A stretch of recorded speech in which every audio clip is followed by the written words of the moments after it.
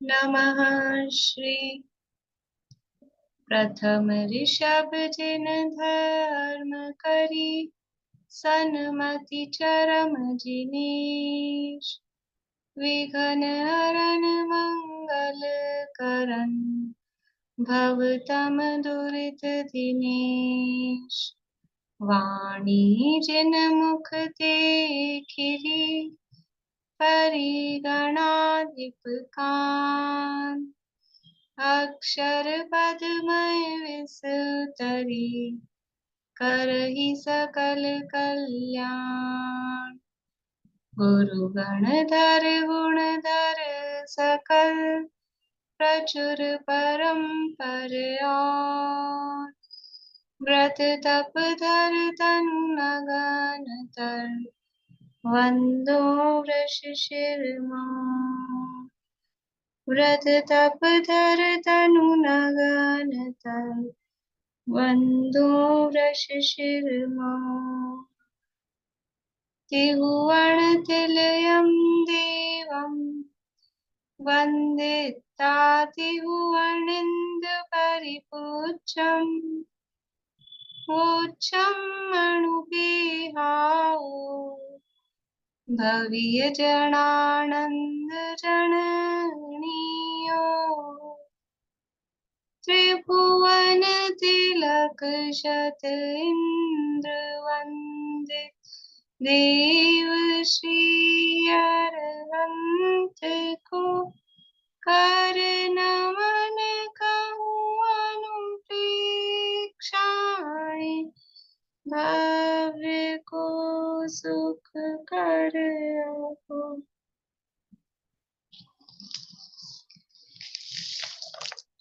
कार्तिकेय अनुप्रेक्षा नामक की ग्रंथ है। रेणु जी गाथाएं बोलेंगे कुछ।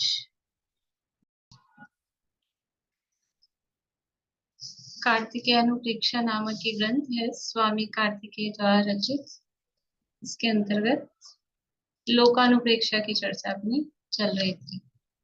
हाँ मैम, मतलब जो अभी पेपर से संबंधित क्वेश्चन क्लियर करना है। जैसे ये स्वयं प्रभु उसका आया था ना, बीच में है द्वीप के।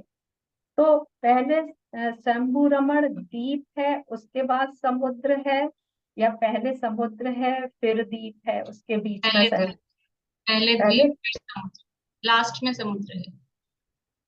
तो एक क्वेश्चन एक उसके वजह से एक गलत हुआ द्वीप ना मैं। एक द्वीप और फिर समुद्र ऐसा है। तो सबसे पहले बीच में जम्बू द्वीप है, उसके बाद में समुद्र है, तो जो लास्ट आएगा वो समुद्र आएगा। एक द्वीप एक समुद्र, एक द्वीप एक समुद्र, तो ऐसे करके लास्ट में समुद्र आएगा।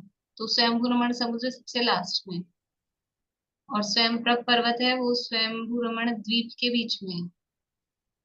तो वो आधा द्वीप कर्म भूमि में है, आधा द्वीप भोग भूमि में।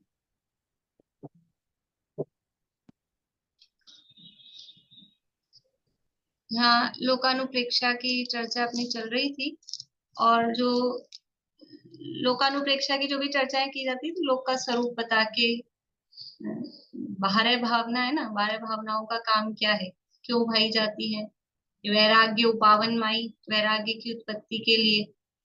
तो लोक भावना के चिंतन से किस तरह से वैराग्य, वैराग्य का मतलब कोई बिल्कुल ऐसा उदासीनता या वही मुंह लटक जाए, ये अर्थ वैराग्य का नहीं है। वैराग्य का मतलब है समता भाव, समभाव, राग द्वेष से रहित परिणाम कैसे उत्पन्न हो। तो ये लोक के स्वरूप का विचार करने से अपने आप ही राग द्वेष नहीं होंगे ना। राग द्वेष होते हैं केवल पर पदार्थों में एकत्व, ममत्व, कर्तृत्व और भोक्तृत्व करने से। कोई पर पदार्थ ये मैं हूँ, ये मेरा है, मैं इसका करता हूँ, मैं इसका भोगता हूँ, ये चार मान्यताएं जहाँ जुड़ी होती है, तो वहां उनमें अच्छे बुरे की कल्पना होती है, वहां उनमें सुख दुख की कल्पना होती है। तो फिर राग द्वेष होते हैं। अब जब हम लोक के स्वरूप का विचार कर रहे हैं, छह द्रव्यों के स्वरूप का विचार कर रहे हैं, लोक की रचना का विचार कर रहे हैं, तो इसमें ना तो मेरे पने की बात आ रही है, ना अच्छे पने की बात आ रही है, ना बुरे पने की बात आ रही है, ना मैं कोई से सुखी दुखी हो रहा हूँ। इसलिए वो समता भाव उत्पन्न होता है। अनित्य भावना, अशरण भावना, संसार भावना, ये जो अनुप्रेक्षाओं का पीछे चिंतन किया, उन सब में भी क्या हो रहा था, भव्य जनानंद जननी आनंद की जननी कैसे हो रही थी ये भावनाएं, कि इन भावनाओं का चिंतन करने से वस्तु के स्वरूप का, पदार्थों के, पर्यायों के, संयोगों के स्वरूप का पता चला। तो स्वरूप का पता चला तो अब किसी से राग करना, किसी से द्वेष करना कि ये अच्छा है कि ये बुरा है, ये मान्यता निकल जाती है। ये मान्यता निकल जाती है, ये मान्यता ही दुख का कारण है वास्तव में। किसी भी पर पदार्थ को अपना मानना, उससे बड़ा और दुख का कारण कुछ नहीं है। श्लोक देश में एक श्लोक है, भी लास्ट में 45-46 ऐसा कुछ, पर है और उससे दुख है, और आत्मा अपना है उससे सुख है। वो पर है लेकिन पर को अपना मानता है, ये तो दुख का कारण है। और समस्या क्या है? इतनी सी बात है, इतनी सी बात समझ में नहीं आ रही। ऐसे बड़े पंडित होके घूमते हैं, मतलब दुनिया में सारे ज्ञान लेके घूमते हैं, अपने आप अपना ज्ञान बताते हैं, अपने से बड़ा कोई ज्ञान ही नहीं, ये हम दिखाना चाहते हैं। लेकिन इतनी सी बात समझ में नहीं आ रही कि मेरा क्या है और पराया क्या है, बस इतना सा निर्णय करना है। तो यहाँ लोक के स्वरूप का विचार, अब लोक के स्वरूप का विचार कितनी तरह से किया जा सकता है? लोक के स्वरूप का विचार, एक तो लोक के रचना के रूप में, तो लोक की जो रचना का जो स्वरूप चलेगा, अब वो अपना तीसरा अध्याय अपन चलाएंगे। तो तीसरा अध्याय तत्वार सूत्र में वहां पर लोक के स्वरूप का विचार वहां पर चलेगा।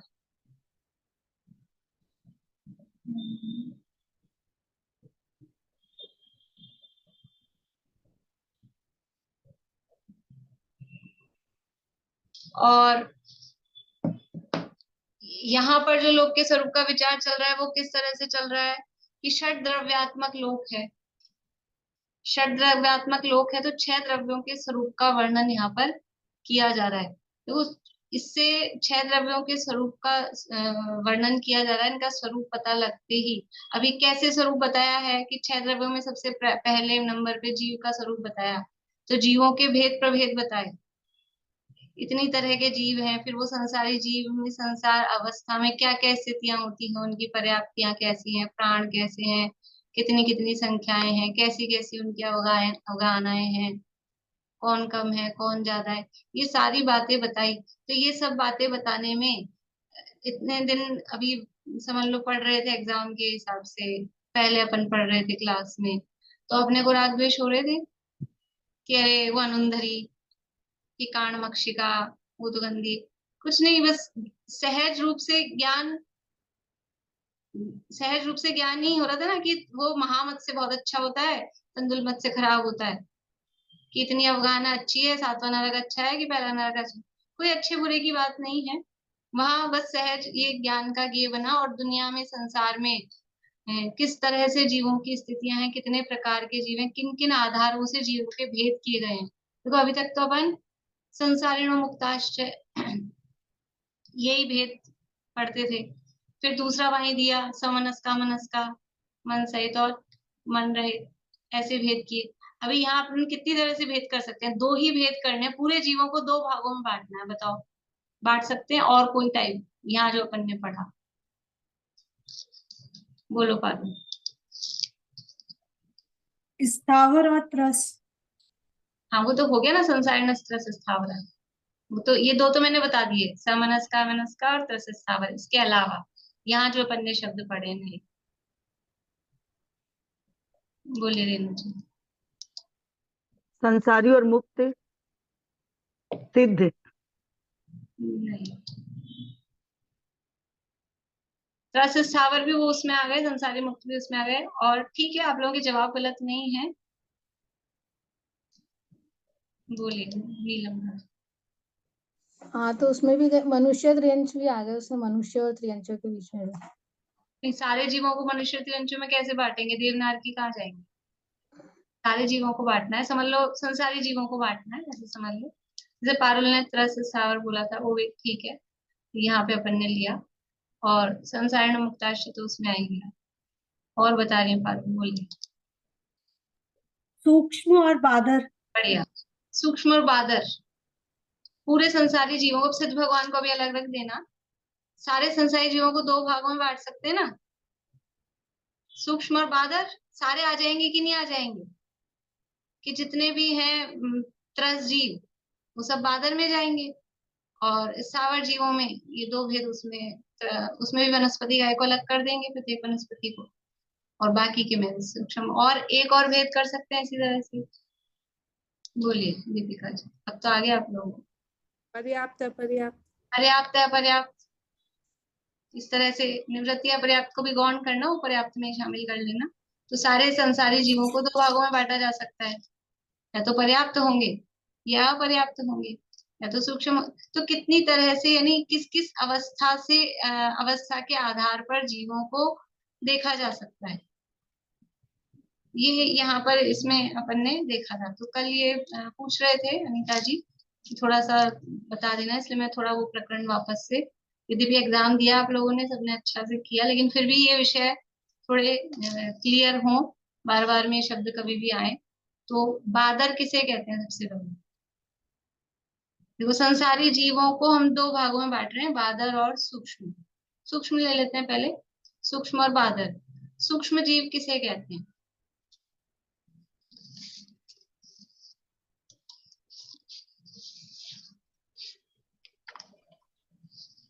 जो किसी को बाधा नहीं पहुंचाता और किसी से रुकता नहीं है और दूसरों को भी नहीं रोकता। हाँ, जो किसी से रुकता नहीं है और खुद भी नहीं रुकता और दूसरे को भी नहीं रोकता, वो सूक्ष्म जीव कहलाता है। बढ़िया। और कोई बोल रहे हैं सूक्ष्म के लिए?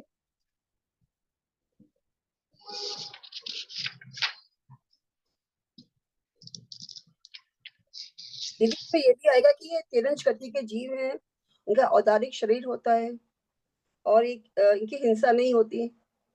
हाँ, ये पॉइंट विशेष है। त्रियंज गति के जीव तो और भी हो सकते हैं, औदारिक शरीर मनुष्य का, तिरंजों का, सभी का होता है, लेकिन पर्टिकुलर जो सूक्ष्म में है क्या है कि इन जीवों की, क्योंकि किसी से रुकते नहीं है, किसी को बाधा नहीं पहुंचाते, खुद भी बाधित नहीं होते, इसलिए इन सूक्ष्म जीवों की हिंसा नहीं होती है। बढ़िया। जिसकी आयु और श्वासोश्वास और जन्म मरण एक साथ होते हैं वो भी सूक्ष्म ही कहलाते हैं। नहीं, ये तो गलत हो गया आपका, क्योंकि जिनकी आयु श्वासोश्वास जन्म मरण एक साथ होते हैं उन्हें क्या कहते हैं? क्या कहते हैं उन्हें? बोलिए प्रेमलता जी। साधारण जीव, साधारण वनस्पति में होता है।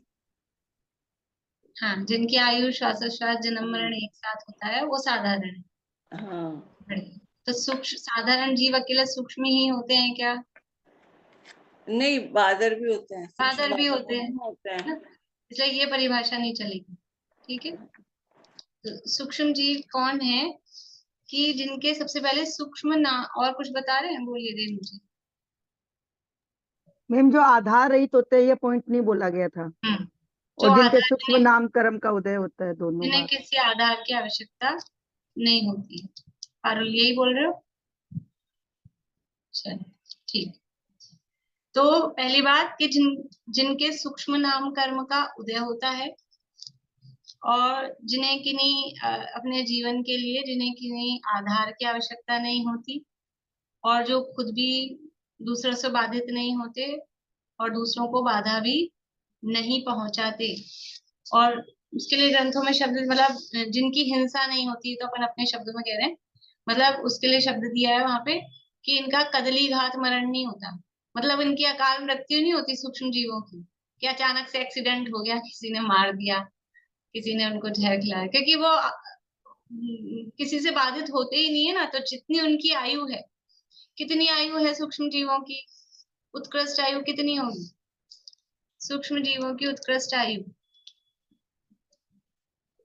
अंतर्मुक्त अंतर्मुहूर्त, उत्कृष्ट आयु भी इतनी है और जगन्य आयु भी इतनी है। इससे ज्यादा उनकी आयु ही नहीं है, तो अपने आप ही वो मरण को प्राप्त होंगे। कोई सालों करोड़ों अरबों वर्षों की उनकी आयु नहीं होती है। अच्छा, ये सूक्ष्म जीव कहाँ पाए जाते हैं? सूक्ष्म जीव कहाँ पाए जाते हैं? पूरे लोक में। पूरे लोक में। पूरे लोक में ठसाठस भरे हुए हैं, पूरे लोक में सूक्ष्म जीव भरे हुए हैं, व्याप्त है। अभी अपन समझ लो ऐसा बना सकते हैं, जो जो विशेषताएं अपन ने देखी ना, अभी इसके अपोजिट इधर बादर, जो जो सूक्ष्म की विशेषताएं अपन ने देखी हैं, और उससे ही अपोजिट सारी बादर का स्वरूप आएगा। अब बादर जीव किसे कहते हैं, तो वो अपन अंतर भी बना सकते हैं, इसको लिख सकते हैं, तो हमेशा अपने को याद रहे। बोलिए, बादर जीव किसे कहते हैं? पहला पॉइंट जैसे अपन ने सूक्ष्म में लिया था,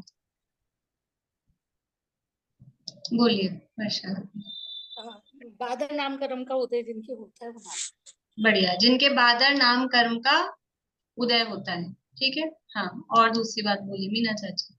आधार की आवश्यकता होती है इनको। हाँ, जिन्हें रहने के लिए किसी आधार की, तो जो लोकाकाश में 8 पृथ्वियां हैं, या जो कोई त्रसजीव हैं, उनके शरीरों के आधार से, या जो 8 पृथ्वियां हैं, 7 तो नरक पृथ्वियां हैं, रत्न प्रभा, शर्ता प्रभा, और 8वीं पृथ्वी है, उसके आधार पर जो रहते हैं, अन्य जीवों के शरीरों के आश्रित या पृथ्वियों के आश्रित आधार पर रहते हैं। और बोलिए आगे, बोलिए अर्चना जी। जो दूसरों मतलब प्रतिघात सहित होते हैं, दूसरों से बाधित भी होते हैं और दूसरों को बाधा भी पहुंचाते हैं। हाँ, जो प्रतिघात सहित होते हैं मतलब स्वयं भी बाधित होते हैं और दूसरों को भी बाधा पहुंचाते हैं, वे बादर जीव हैं। और एक पॉइंट, इसमें पर्याप्त और अपर्याप्त दोनों होते हैं। तो वो तो सूक्ष्म में भी होते हैं, तो ये तो डिफरेंस नहीं हुआ, पर इसके लिए कह सकते हैं इसमें भी पर्याप्त भी होते हैं, बादर जीव पर्याप्त भी होते हैं और अच्छा, अपर्याप्त। इनकी अवगाहना छोटी होती है, अवगाहना इनकी अवगाहना छोटी होती है, ऐसा नियम नहीं है। देखो वो पॉइंट क्या है, मतलब वो पॉइंट आपको है तो, लेकिन क्लियर नहीं है। कुछ कुछ याद आ रहा है आपको, इसलिए आपने सुना। अवगाहना वाली बात क्या है कि बादर जीवों की अवगाहना सूक्ष्म जीवों की अवगाहना से छोटी हो सकती है, ये पॉसिबिलिटी है, लेकिन छोटी ही होती है ऐसा नहीं है। हम भी तो बादर हैं। हम कौन है? अच्छा, हम सूक्ष्म जीव हैं कि बादर जीव? बादर। सारे संसारी जीवों को हमने 2 भागों में बांटा था, सूक्ष्म और बादर, तो अपन किस कैटेगरी में आएंगे? बादर। सूक्ष्म तो नहीं है डेफिनेटली, तो बादर है। तो हमारी अवगाहना कैसी है? सूक्ष्म जीवों से तो बड़ी है ना। लेकिन जो कोई बादर जीव हैं, कोई भी बादर जीव ऐसे भी हो सकते हैं जिनकी अवगाहना सूक्ष्म जीवों से भी छोटी हो सकती है, क्योंकि सूक्ष्म जीवों की अवगाहना 2 टाइप की है, एक जघन्य अवगाहना, एक उत्कृष्ट अवगाहना।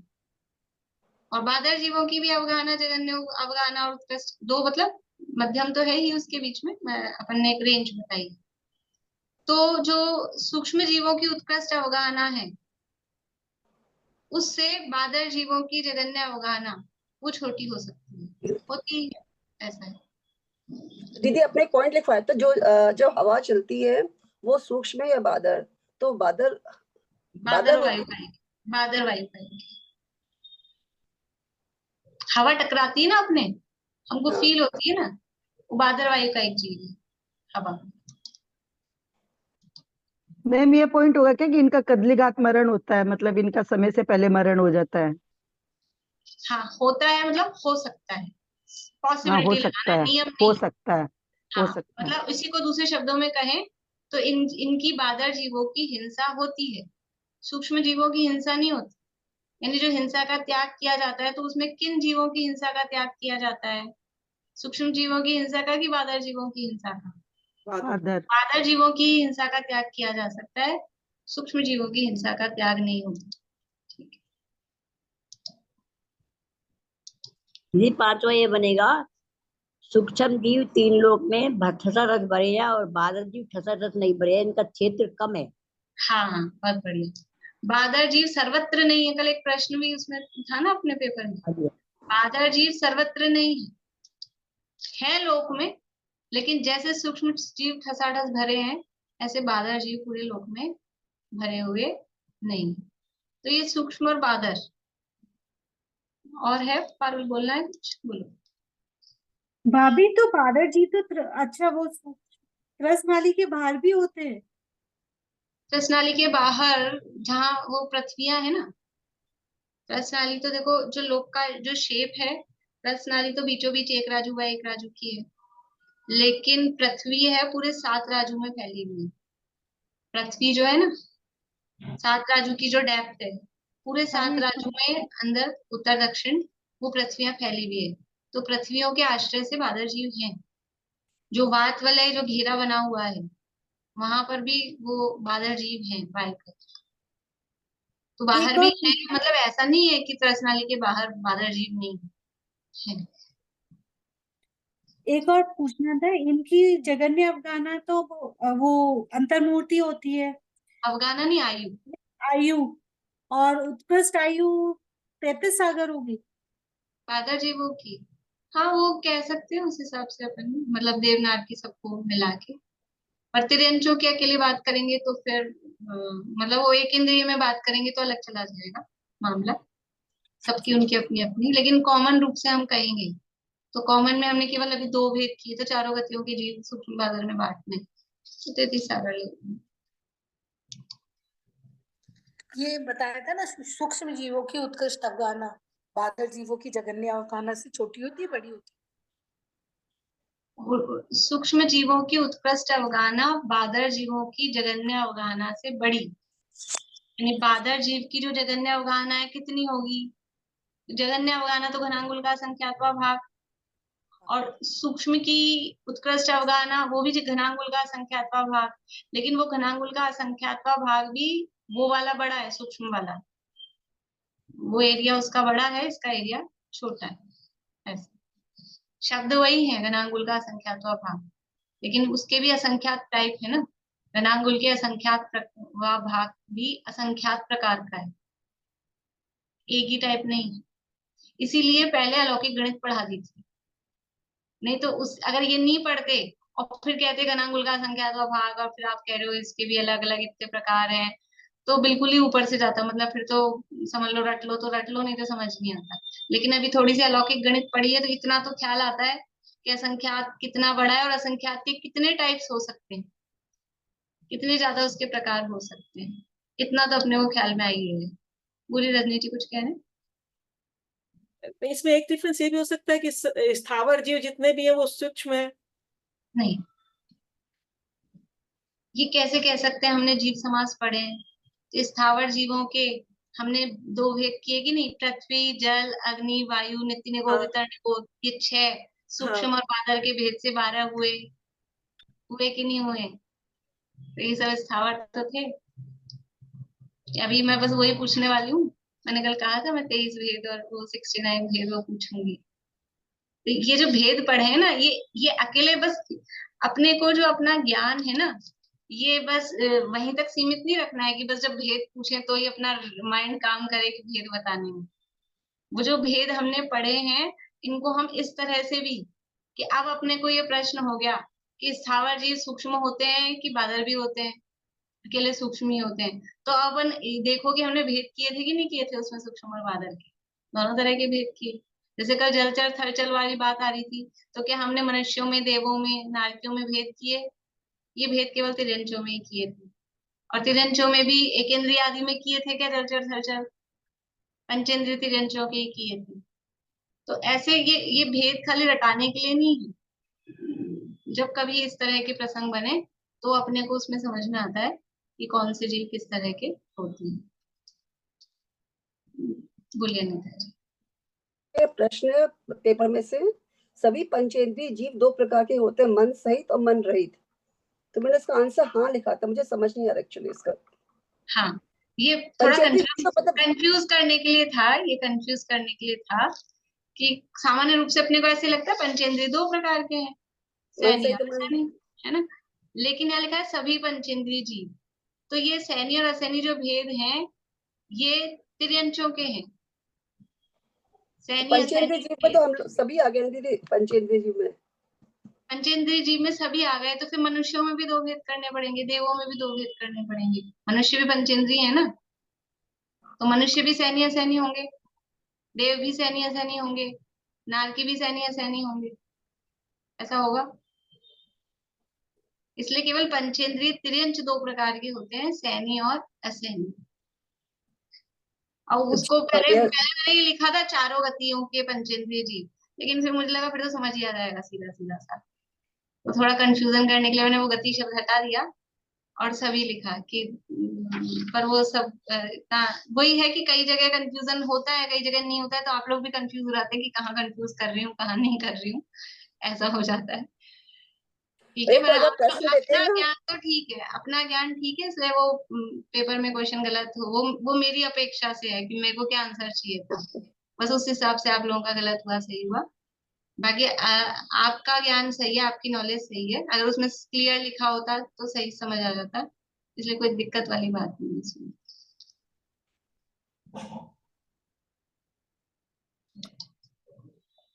चलिए, तो ये विषय हुआ क्लियर, इसी तरह से पर्याप्त है, पर्याप्त तो क्लियर है सबको, पर्याप्त, निवृत्ति, अपर्याप्त, लब्धि, अपर्याप्त।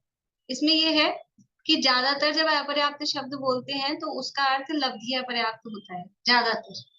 लेकिन अगर समझ लो, अब हमको प्रकरण भी देखना पड़ेगा कि क्या टॉपिक चल रहा है। मान लो देवों नारकियों की बात चल रही है और ऐसे कहा कि देवों में अपर्याप्त दशा में स्त्रियों में चौथा गुणस्थान नहीं होता, तो अब आप सोचो कि देवों में अपर्याप्त दशा लिखा है और अपर्याप्त का अर्थ तो आपने कहा था ज्यादातर लब्धि अपर्याप्त होता है, तो अब वहां लब्धि अपर्याप्त लगा देंगे क्या देवों के संबंध में? तो अगर देवों में अपर्याप्त शब्द लिखा है तो उसका अर्थ निवृत्ति अपर्याप्त भी लगाना। गर्भज मनुष्यों में अपर्याप्त शब्द लिखा है तो उसका अर्थ क्या लगाना? तो निवृत्ति अपर्याप्ति लगानी। लेकिन मनुष्य, अपर्याप्त मनुष्य लिखा है, अपर्याप्त मनुष्य असंख्यात होते हैं, तो फिर वो कौन से लगाना, निवृत्ति अपर्याप्त की लब्धि अपर्याप्त? तो वो लब्धि अपर्याप्त। तो ये थोड़ा सा मतलब शास्त्रों में वही शब्द लिखे हैं, लेकिन थोड़ा प्रकरण देख के अपने को रेफरेंस से समझ में आ जाता है कि भाई क्या टॉपिक चल रहा है, तो क्या उसमें स्थिति होगी। एक नियम पढ़ने को मिलेगा कि नारकियों में अपर्याप्त दशा में दूसरा गुणस्थान नहीं होता, तो फिर अब कौन सी अपर्याप्त दशा लगानी? निवृत्ति अपर्याप्त दशा। ठीक है, भोग भूमि के तिरंचों में अपर्याप्त दशा में समझ लो कोई भी बात कही जाए, तो वहां भोग भूमि के तिरंचों में कौन सी अपर्याप्त दशा लगानी? लब्धि अपर्याप्त की निवृत्ति अपर्याप्त? निवृत्ति अपर्याप्त, क्योंकि भोग भूमि में लब्धि अपर्याप्त नहीं होती। तो वो अपने को आगे मतलब सब नियम बता दिए ना, तो एक नियम दूसरे नियम को क्रॉस नहीं करेगा, वो ध्यान में रख के थोड़ा आपस में हमको खुद को ही पढ़ते समय समझना पड़ेगा, ध्यान रखना पड़ेगा। मतलब कोई एक चीज पर ऐसा आपको नियम लिख के नहीं दे सकते कि अपर्याप्त का अर्थ लब्धि अपर्याप्त ही लगाना। ज्यादातर वो होता है, लेकिन फिर भी प्रकरण देख के हमको ख्याल रखना पड़ेगा। ये मनुष्य पर अपर्याप्त लिखा हो तो वो लब्धि अपर्याप्त ही होगा। हाँ, तो लब्धि अपर्याप्त होगा, वो निवृत्ति अपर्याप्त नहीं हो सकता है। हाँ, लेकिन अगर ऐसी बात चल रही हो, गर्भज मनुष्यों की बात चल रही हो और फिर अपर्याप्त दशा की बात कही हो, तो फिर निवृत्ति अपर्याप्त लगाना। फिर भी, क्योंकि वो नियम अपने को पता है ना कि गर्भज में लब्धि अपर्याप्त नहीं होती, गर्भज पर्याप्त ही होते हैं, ये नियम अपने को पता है। तो अब इसमें ये शब्द लिखा है, इसका मतलब इसका अर्थ ये है।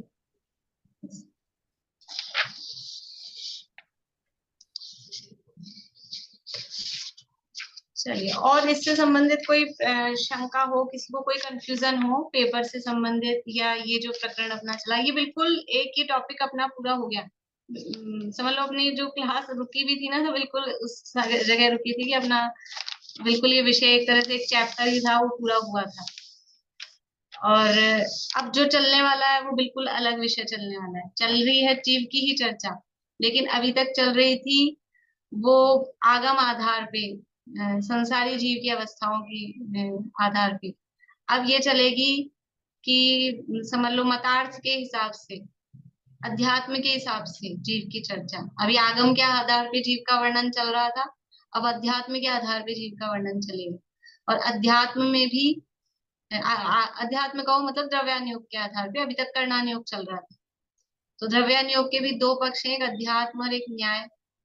तो दोनों प्रकरण दोनों तरह से इसमें भी चलने वाला है। तो अभी किसी को अगर पूछना है 5-10 मिनट तो आज यही कर ले, नहीं तो फिर आगे चालू करते हैं अपन का। इसमें जैसे किताब में कहीं पे लिखा हुआ है कि मनुष्य के निवृत्ति और अपर्याप्त भेद से 8 भेद होते हैं, फिर आगे उसको 9 भेद कैसे कर दिए?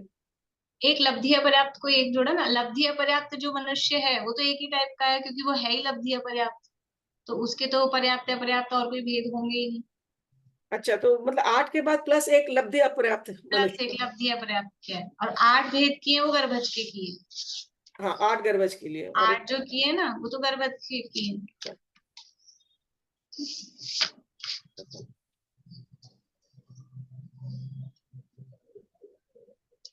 अभी ये विषय ऐसे हैं, हम थोड़े थोड़े दिन में रिवीजन करेंगे इनका। जिन लोगों ने भी अलौकिक गणित वाला विषय वो याद किया है, और ये भी आप, ये तो काफी सबने किया भी है, समझ में भी आया है सबको। तो क्योंकि अगर रिवीजन नहीं करते हैं तो भूल जाते हैं, तो मैं क्लास में करा पाऊंगी जितना उतना तो होगा, लेकिन आपकी भी जिम्मेदारी है कि रोज ना सही, लेकिन हफ्ते में 1 दिन 2 दिन कोई ऐसा दिन बना लें कि थोड़ा सा पीछे का पलट के एक बार पढ़ ही लेंगे ना बस, तो ख्याल में आ जाएगी बातें। जो भी नियम लिखे हैं, जो भी ये सब नियम, जैसी अपनी जितनी ये गाथाएं चली ना पूरी 115 से 175 तक, इसको रिवीजन जरूर करना है। 2-3 बार रिवीजन कर लेंगे, एक बार जम जाएगी तो फिर भूलेंगे भी नहीं, फिर ज्यादा रटने की या याद रखने की जरूरत नहीं पड़ेगी। लेकिन अब इतनी मेहनत से अपन ने याद किया है और हुआ है, तो फिर वो यूं ही चला जाए और अपने प्रमाद से। अब रिवीजन करने में अच्छा ही है ना, फालतू के इधर उधर के राग द्वेष से बच जाएंगे। तो 10 मिनट 15 मिनट आधा घंटा निकाल के, और छुट्टियां तो मिलती रहती है, मिलती रहेंगी, तो उसका समय का सदुपयोग करें जरूर। ठीक है,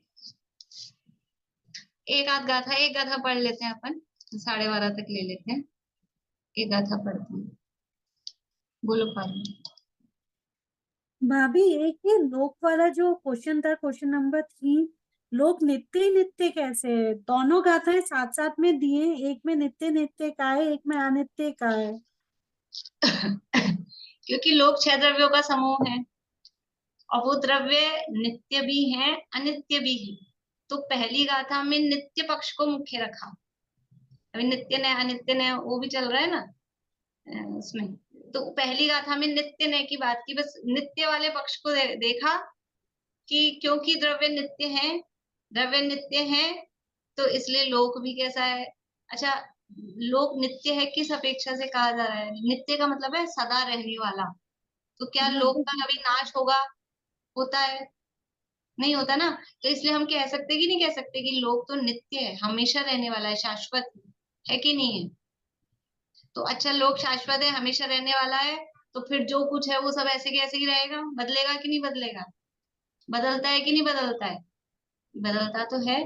तो वो जो लोक नित्य है वो कहा है, तो वो जो द्रव्य है ना, द्रव्य का कभी नाश नहीं होता। लोक में जाति अपेक्षा 6 द्रव्य हैं, संख्या अपेक्षा अनंतानंत द्रव्य हैं। तो वो जाति अपेक्षा 6 द्रव्य भी हमेशा रहेंगे, और संख्या अपेक्षा जो अनंतानंत द्रव्य हैं वो उतने ही रहेंगे जितनी जितनी संख्या द्रव्यों की है। एक भी ऐसा नहीं उसमें रेंज हो, मिनिमम इतने होंगे मैक्सिमम इतने होंगे। वो जितने द्रव्य हैं, 6 द्रव्य, जाति अपेक्षा संख्या अपेक्षा जो अनंतानंत की संख्या है, वो हमेशा उतनी ही रहेगी। कोई भी द्रव्य ना तो नया उत्पन्न होता है, ना वो जड़ मूल से खत्म होता है। तो और इन्हीं का समूह लोक है।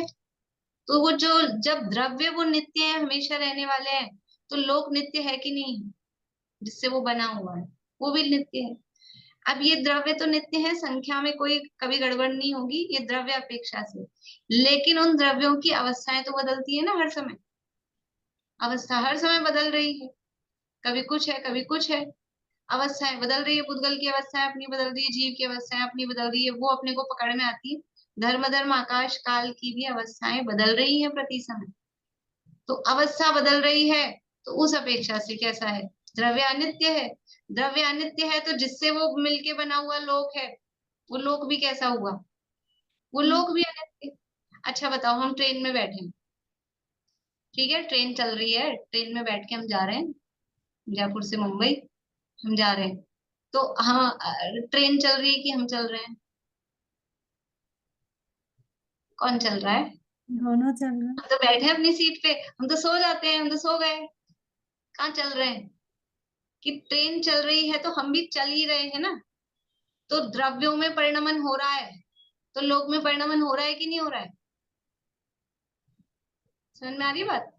द्रव्यों में परिणमन हो रहा है तो लोक में भी परिणमन हो रहा है। अच्छा, ट्रेन चल रही है हम भी चल रहे हैं, तो वो चलते चलते ट्रेन बदल के बस बन गई क्या,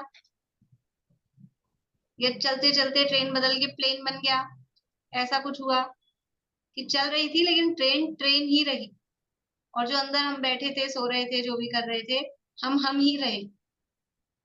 तो चलते हुए भी वो नित्य है, तो चूंकि वो ट्रेन भी नित्य है, तो वो अंदर बैठे हुए व्यक्ति वो भी नित्य है।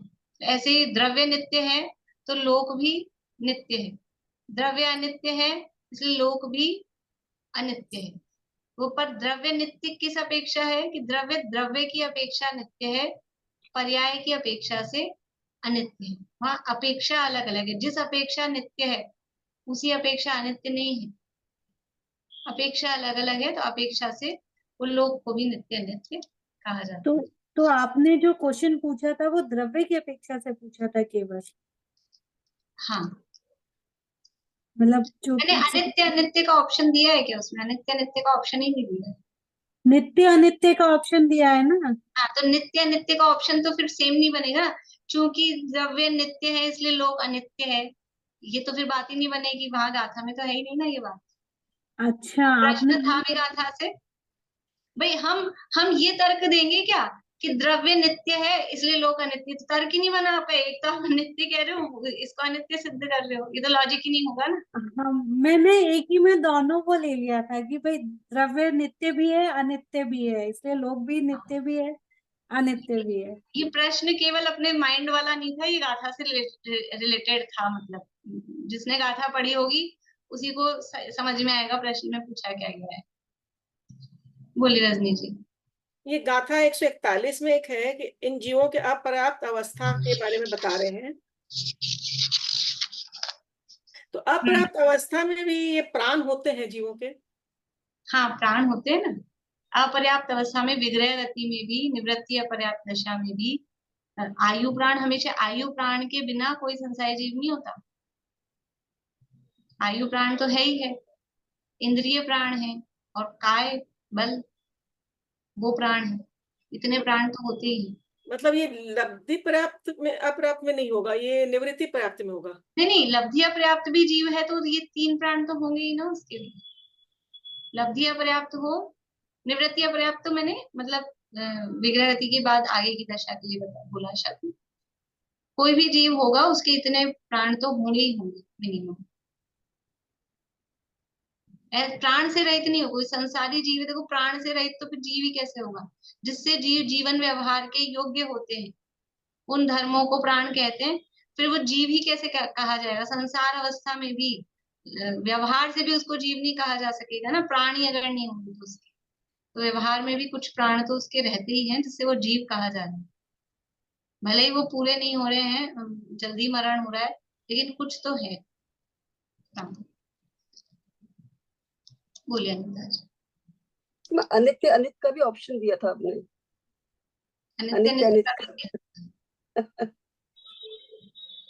चलिए ठीक है।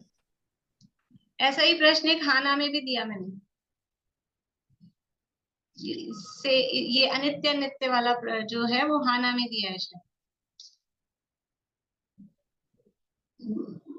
इसी तरह का प्रश्न है कोई, शायद देखना हाना में कौन सा है। बोलो पारू।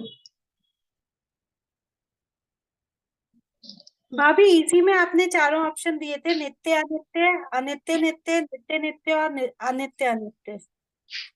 आना वाला देख के तो बता जिसने दीजिए। अनित्य अनित्य किया है वो अपना सही समझ लेना, ठीक है। ऐसा कर सकते हैं। और हाना में भी है ये अनित्य वाला जो क्वेश्चन है ना, वो हाना में है।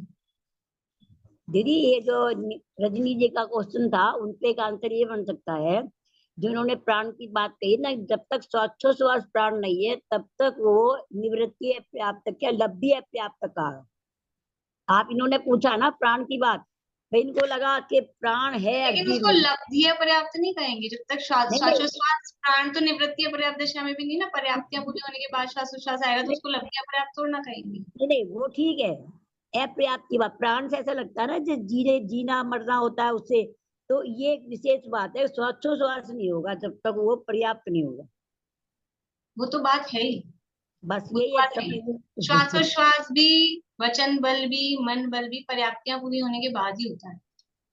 मन बल हाँ वचन बल भी हाँ अपर्याप्त दशा में नहीं होते, ठीक है, लेकिन याद रहने के लिए बाद में ही होता श्वासोच्छ्वास लगता है, श्वासोच्छ्वास दिमाग में है। घुसता हाँ है। हाँ। ये बात है।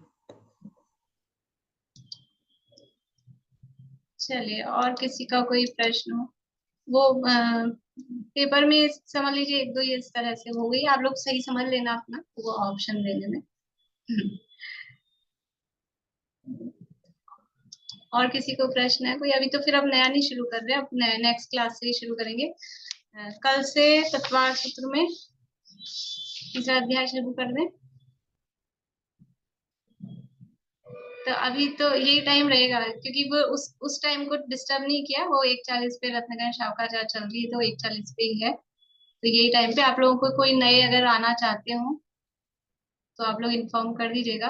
कल से 11:15 बजे से तीसरा अध्यापन शुरू करेंगे, ठीक है? बोलिए रजनी जी, कुछ कह रहे हैं? जैसे इसमें ये लिखा हुआ है कि निवृत्त पर्याप्त, लब्ध पर्याप्त, एक इंद्रिय के 3, द्विंद्रिय के 4, तेंद्रिय के 5, चतुर्न्द्रिय के 6, असैनी सैनी पचेंद्रिय के 7 प्राण जानना चाहिए। तो जब तक मन हुआ ही नहीं तो सैनी है वो जीव, असैनी है, आप कैसे डिसाइड कर सकते हैं, बता सकते हैं? वो उसके कर्म के उदय, उसके जो शोभशम है ना, जो शोभशम है उसको उतना, मतलब उसके कर्म का उदय तो ऐसा है, लेकिन अभी मन पर्याप्ति बाद में होगी, मन प्राण बाद में बनेगा, लेकिन उसको हम किसको, जब तक इंद्रिय समझ लो, इंद्रिय पर्याप्ति भी बाद में बनती है, तो हम कैसे कहेंगे ये विग्रह गति वाला जीव है, ये 1 इंद्रिय, 2 इंद्रिय, 3 इंद्रिय, 4 इंद्रिय, पंचेंद्रिय, कैसे कहेंगे?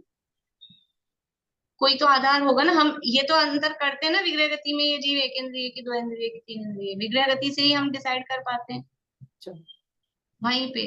तो कैसे कर पा रहे हैं कि उसके उसको शोभशम यानी ज्ञानावरण का शोभशम 1 इंद्रिय जितना है, 2 इंद्रिय जितना है, 3 इंद्रिय जितना है, ऐसे ही असैनी जितना है कि सैनी जितना है, उसको जो शोभशम होना है वो कितना होना है, उस आधार पे कर्मों के उदय किस तरह के हैं, शोभशम किस तरह का है, उस आधार पे वो जीव वही कहा जाता है। तो जो सैनी और असैनी है वो तो इसका मतलब निवृत्ति पर्याप्त तक नहीं हो गया, उनको तो उसी में मानेंगे क्योंकि वो तो पूर्ण पर्याप्ति लेंगे ही लेंगे। नहीं, सैनी और असैनी पूर्ण पर्याप्ति लेंगे ही लेंगे, ऐसा कोई जरूरी थोड़ी है, अपर्याप्त भी होते हैं ना उनमें।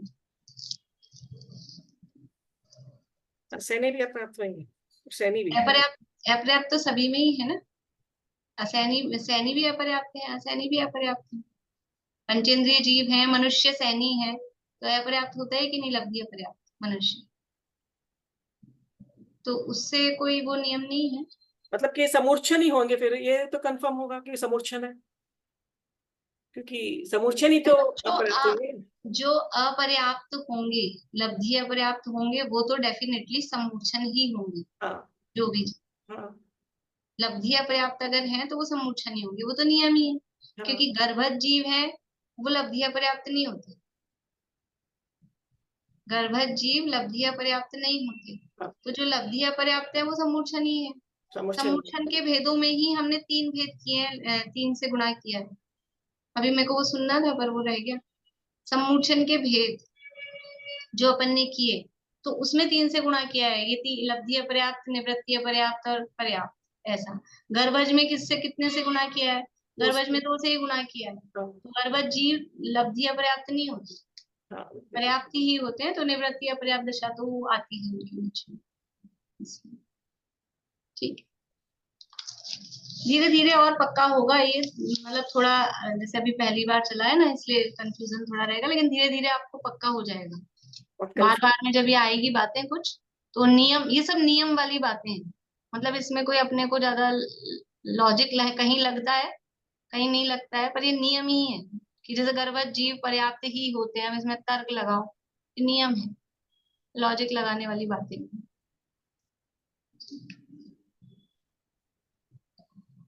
जिनवाणी स्तुति।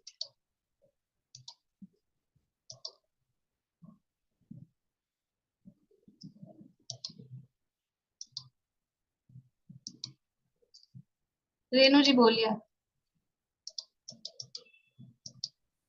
विनाशिवाय जीवन की आज ममता तजी झूठी, रहे चाहे अभी जाए सहज जीवन हमारा है। नहीं परवाह है अब जग की, नहीं है चाह शिव पद की, अहो परिपूर्ण निष्प्रय ज्ञानमय जीवन हमारा है। अहो चैतन्य आनंदमय सहज जीवन हमारा है। अनादि अनंत पर निरपेक्ष ध्रुव जीवन हमारा है।